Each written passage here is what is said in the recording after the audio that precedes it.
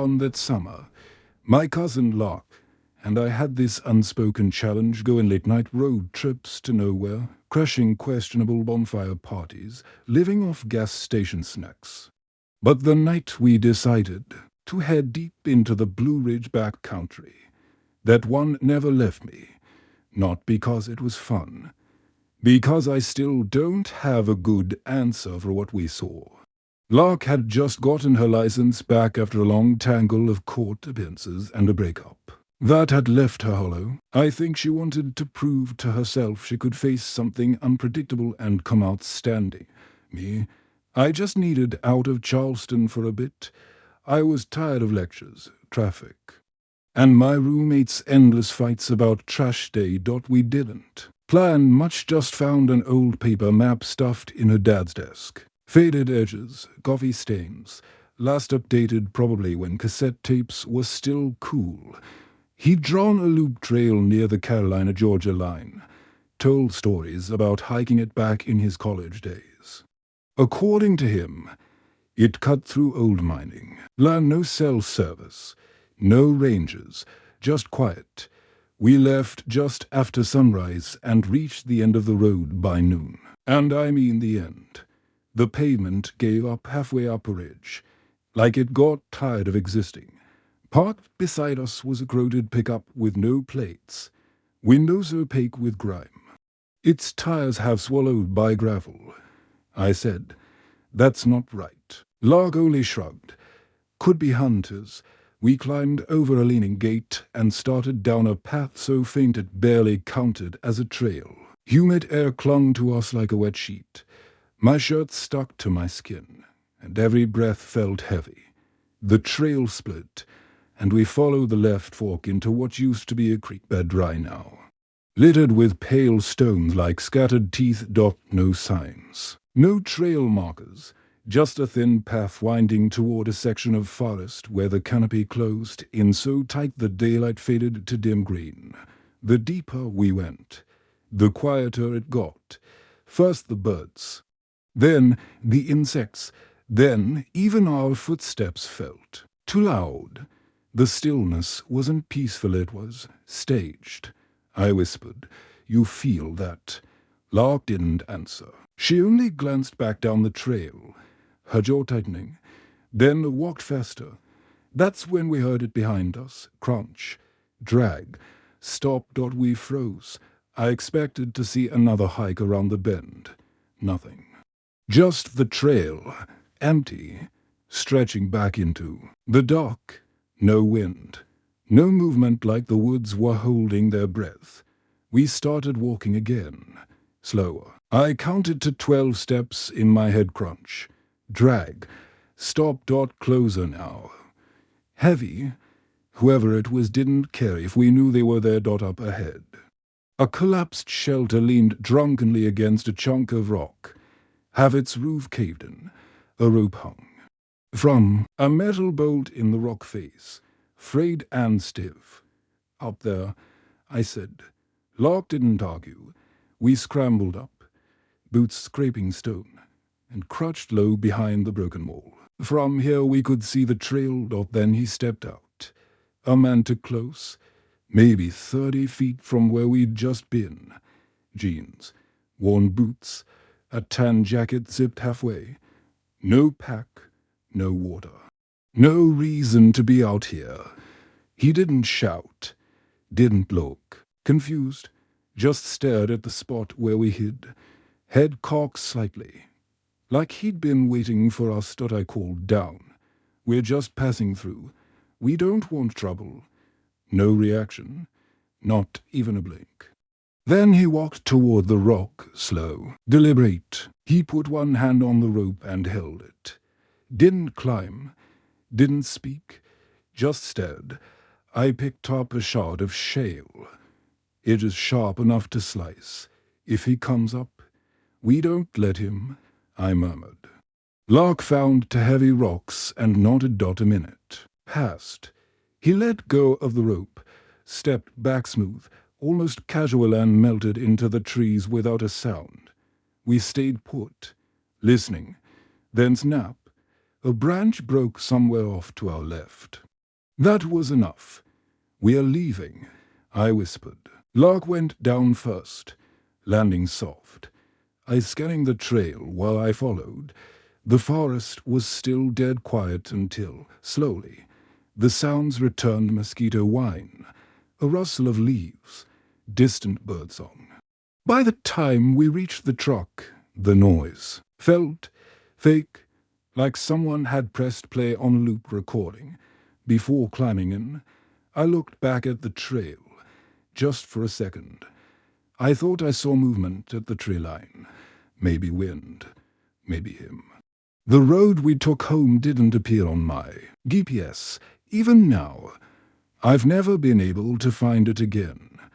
And I've never once gone hiking without telling someone exactly where I'm going. Story to dirt roads people still name after their uncles. The assignment didn't have a title, just a set of coordinates printed on matte cardstock, a grainy photo clipped to the corner, and one typed. Warning in all caps. Target. Male. Eat unknown. Use coffin tunnel. Do not underestimate. I remember staring at that paper. Do not underestimate. Not a phrase you see in this line of work, usually. It's all about timing, stealth, contingencies not. Dire warnings. Still, the payout was insane and clean. No digital trace. No bargaining. Just half-wired through a laundering shell we'd used before. The rest in vacuum-sealed bundles left at a remote P.O. box in the river. I didn't even have to sign for it. Dell, and I had a rule: clean money was almost always accepted. This job, it whispered unease enough to make you notice, not enough to walk away. Dell was years older, decades of experience in his calm, quiet movements, ex-military. Though he never bragged, scars running down. Both legs from a failed op in El Salvador. We'd been paired for close to 4 years by then, mostly recoveries, high-risk extractions. Never asked why, never lingered. If someone needed a body moved quietly, we did it, end of story, this job. Though, it was different from the start. The kid we were sent for didn't exist in any records. No birth certificate, no ID. No name, just a face and an estimated age. The coordinates put him deep in the woods, off the grid, in an allegedly hand-made frame cabin absent from every property ledger and satellite map. Dell pulled up chatter from survivalist forums and dark web threads, mostly nonsense. One post said, "It's not just wild, it's wrong." Another claimed to have seen a pale figure wandering naked in the tree line, moving like it had too many joints. That one stuck. Dell rolled his eyes. "Shadows get blown up into monsters," he said. "I packed extra ammo anyway. The truck couldn't make it all the way." About a mile out, the road ended, leaving a steep climb over rocky ridges and overgrown paths that hadn't been traveled in years. The forest thickened, oppressive, silent. No birds, no wind. Just our boots and the occasional crack that faded. Before you could find it, the stillness was unnerving, felt staged. Like the forest had paused for us by the second day. We were exhausted. Camp was silent. No fire. No lights, cold, quiet scanning. Then, at exactly 3:17 a.m., I saw him, standing yards away between two tall pines, completely still. Didn't flinch, didn't move. Then a step back, and he vanished into the dark. I didn't sleep after that dot at dawn. We located the cabin in a hollow, almost invisible on the hillside. The frame wasn't decayed, but seemed absorbed by the forest, as if nature had claimed it and then paused mid-thought. No smoke, no signs. But the path to the door was cleared, meticulously, like someone had swept it by hand. I sat up prone behind a fallen log with a tranquilizer rifle. Dell looped to cover the opposite side. At 6:08 a.m., The door creaked. He emerged slowly, almost mechanical. No shoes, shirtless, hair stringy like cobwebs, skin so pale veins shimmered beneath. The way he moved wrong, not human. I squeezed the trigger. Dart flew under the collarbone. He didn't flinch. Plucked it out like a splinter, stared at me. His eyes green, unnatural, synthetic in a way that burned into my memory. Then he walked back inside. Minutes passed. Dell checked perimeter. I stayed. Rifle ready. Inside. The cabin was Spartan. One neatly made cot. A steaming tin cup. A shelf with a pile of unlabeled bones. And the dart resting on the floor, aligned with the cot. He was gone. Then Dell screamed. I ran outside to see him have submerged in the earth. Waist down, swallowed by a fresh hole beneath a cedar. It's pulling me, he shouted, arms flailing. Dirt flew. Whatever had him, it was winning. Snap. Something deep underground tore, and he vanished. I shined my light down the hole. It spiraled like a throat. Fingers, shoulder, face him. Something that had been him, crawling up.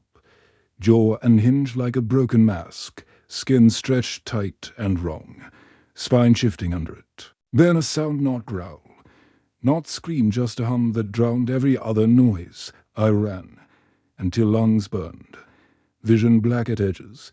Didn't stop until I saw my truck, rusted, overgrown. Started on the second try, drove straight for hours, no brakes, no stops. When the tank ran dry, I ditched it. Paid a stranger to drive me across state lines. That night, I burned everything ID. Licenses, SIMs, took a new name, moved again. Story 3 that was almost an hour earlier. Not even the mailbox, just trees and graveland quiet. And honestly, I think that was part of the reason I kept going, originally. My cousin was supposed to come with me. We've been planning this hike for a few weeks. Nothing crazy. Just a couple nights out away from everything. But the morning of, he texted round at him and said his dad needed help with fence posts and that he couldn't get out of it. I didn't really believe him. It sounded like one of those polite excuses people use when they get cold feet about the woods. I thought about giving him crap for it, but I didn't. I just said, no worries, backed up the car, and left on my own. I've done solo hikes before. I'm not trying to brag. It's not like I've done Everest or anything, but I'm comfortable in the woods. A few day trips, a solo overnight near a lake once. Though that was near a campground with families and paddle boards and enough foot traffic to feel semi-civilized. This trail was different, less traveled. No recent trip reports. No cell service since you left the main road. And no rangers on duty past the entrance sign, which for the record I never saw. That's what made it appealing. But I hadn't meant to start this late in the day. I looked at my watch. When I parked. It was exactly PM, a little later than ideal. But I figured I could cover a few miles before full dark. I got out of the car, stretched my legs, laced my boots tight, and hoisted my pack. There was a weird silence. No teary. Just still. Birds off in the distance. But no breeze. No insects. Nothing moving nearby. I locked the car and walked toward the trail head, ducking under a sagging wooden sign that just said trail in faded white paint, and then, like a curtain closing, the trees swallowed me up. The first mile was fine. Just a steady climb and lots of damp leaves. My boots held grip. But I noticed right away how steep it got. Way steeper than it looked on the topo map I'd checked the night before. The incline wasn't punishing, but it kept macaking my pace and calculating distance in my head. I looked at my watch a lot, trying to figure out how far I could get before it got too dark to set up. The map had a small creek near a mile which seemed like a good place to camp. That was the goal. But the canopy got thick fast, and shadows started folding in quicker than I expected. By mile 3, I gave in and turned on my headlamp. The trail narrowed as it switched back through a sharper incline, then leveled off up a tinto a shallow ridge. That's when I saw the clearing maybe 50 across just off the path with a half-circle of rocks. Blackened from old fires, the kind of spot people clearly used at some point, but not recently. No wrappers, no bottles, no footprints, just that old quiet feel, undisturbed. I stood there for a minute. Letting my breath slow down, I scanned the trees and just listened. Nothing. That was enough for me. I got to work. Topped between 2 trees, found some reasonably dry wood under a fallen log. Used flint and steel to spark a fire and set a can of stew on a flat rock near the flame. While it heated, I laid out my pad, checked my gear, and made sure the essentials were close. Flashlight, boots, knife, always. The trail was about 50 to my left, fading into black. The fire didn't reach that far. Beyond it, total dark. I was sitting by the fire halfway through my stew when something hit the ground near my boot. I didn't see it at first. I heard it, a soft little thud, like a stone hitting dirt. Then a bounce. I pointed my headlamp down. A rock.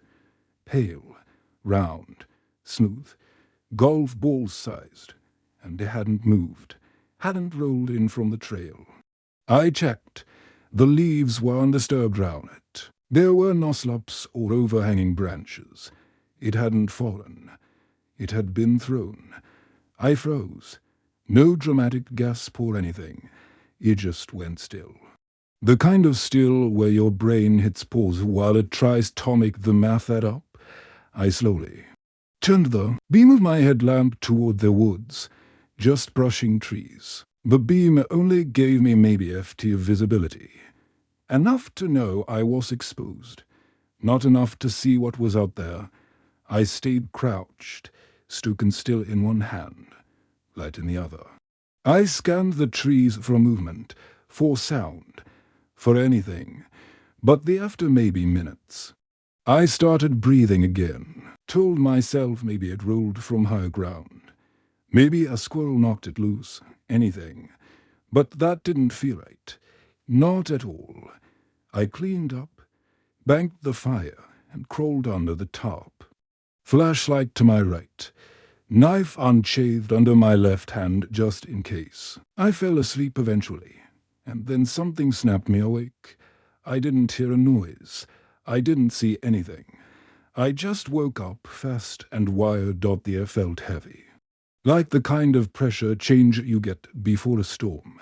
Then I heard it, leaves shuffling. A few steps, then a pause, not close enough to see, but not for either.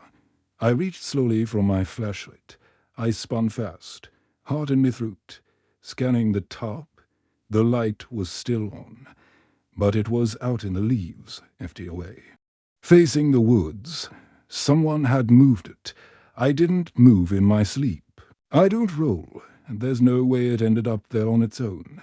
I grabbed my boots, shoved my feet in without tying them, and crouched low beside the fire. The coals were glowing, but the light barely reached beyond the top. I threw onto thick branches and held the knife. Tight, hiking back in the dark crossed my mind, but with someone already creeping round, and my flashlight clearly tampered with, I figured I was better off staying where I could see, so I stayed up. Every hour or so, I heard more movement, always in the trees, always just far enough away to be plausible deniability. My ears strained so hard it gave me a headache. At one point, it sounded like pacing.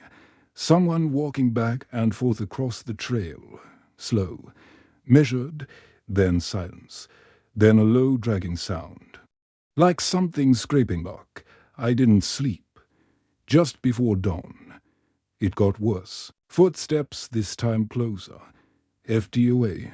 Slow, steady steps. Not running. Not sneaking. Just walking, and then it stopped right behind a tree near the edge of my top.